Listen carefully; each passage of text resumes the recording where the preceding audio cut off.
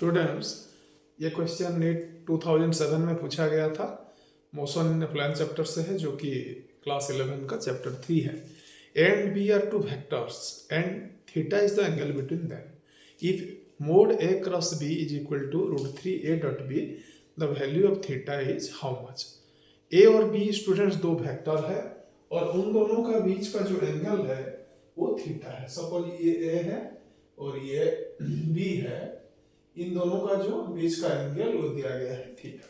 ठीक है, तो mod A cross B A dot B √3 के बराबर है। तो मोड ए क्रॉस बी का मतलब क्या है स्टूडेंट? ए क्रॉस बी जो वेक्टर है वो एक वेक्टर है, सपोज वो वेक्टर सी बोलते हैं उसको। तो वो जो ए क्रॉस बी होता है उसका क्या होता है? ये वेक्टर होता है और ये हो जाता है ए बी साइन थीटा और एन कैप, जो कि ये जो वेक्टर का जो डायरेक्शन होता है वो ए और बी जो वेक्टर होते हैं प्लेन में, उसी प्लेन की तरफ परपेंडिकुलर रहता है। ठीक है, इसका मतलब है ये जो वेक्टर है ये बोथ वेक्टर्स ए और बी दोनों की तरफ परपेंडिकुलर है। ये है वेक्टर का दिशा के बारे में। और अगर इसका हम मोड लेंगे, इसका मतलब है इसका मैग्नीट्यूड के बारे में बात करेंगे, तो क्या हो जाएगा? यही हो जाएगा ए बी साइन थीटा। और आपको पता है ए डॉट बी जो डॉट प्रोडक्ट होता है दो वेक्टर का, वो क्या होता है? ए डॉट बी जो होता है वो हो जाता है ए मोड ए, और जिसको ए से दिखाया जाता है इसको ऐसे बोलते हैं मोड ए।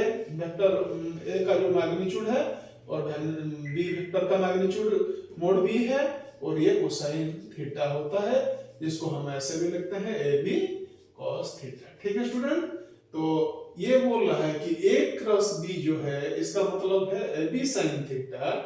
ए बी साइन थीटा किसके बराबर है? ये है √3a डॉट बी, इसका मतलब है √3ab साइन थीटा।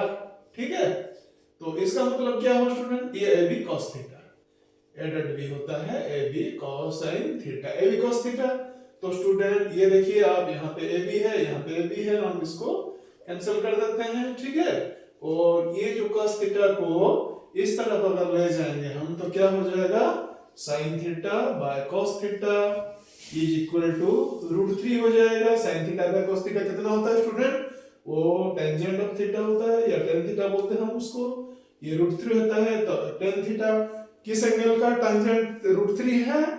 आपको ट्रिग्नोमेट्री से पता है, तो थीटा हो जाएगा tan इनवर्स √3 और ये हो जाता है 60 डिग्री। स्टूडेंट, तो ये जो डी है यही सही ऑप्शन है, और मेरे ख्याल से ये तो बहुत इजी क्वेश्चन है स्टूडेंट्स आप लोगों के लिए।